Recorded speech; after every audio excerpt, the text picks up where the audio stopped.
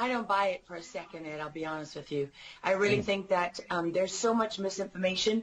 We've never really seen anything like it. I mean, I've been covering wars now for 35 years, and I have never seen people with their nails done in the Ukrainian flag, right? I mean, we're being corralled into this box where we either have to hate Vladimir Putin and believe everything evil that's said about him and love Ukraine, and there's no in between. And that reminds me a lot of you're either, you know, a white supremacist or you go with the Democrat narrative on everything under the sun. So, although, you know, these days it's hard to believe anything that our leaders tell us because they've lied about COVID, they lied about Russia collusion, they lied about the Ukraine impeachment trial, and there's so much more going on in Ukraine that nobody is talking about.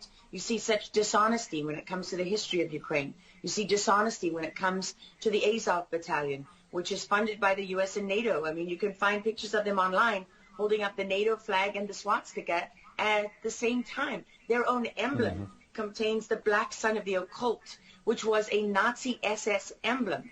And it also contains the sideways, you know, lightning insignia of the SS. I mean, this is on throughout the Ukrainian military. You can see that black sun of the occult on their body armor, even on the female soldiers who are paraded in front of the world as being, you know, such an example of Ukraine's independence and spirit and nobility. Even they are wearing the black sun of the occult.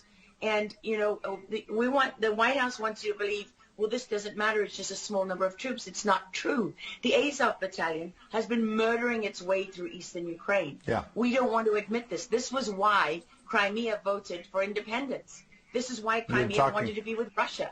Because we in the media, in the Western media and in the West, won't acknowledge the reality of what's gone on. Western Ukraine backed the Nazis. It was a headquarters for the Nazi SS. The CIA under Alan Dulles actually gave immunity from prosecution to the Nazis of Ukraine from the Nuremberg trials.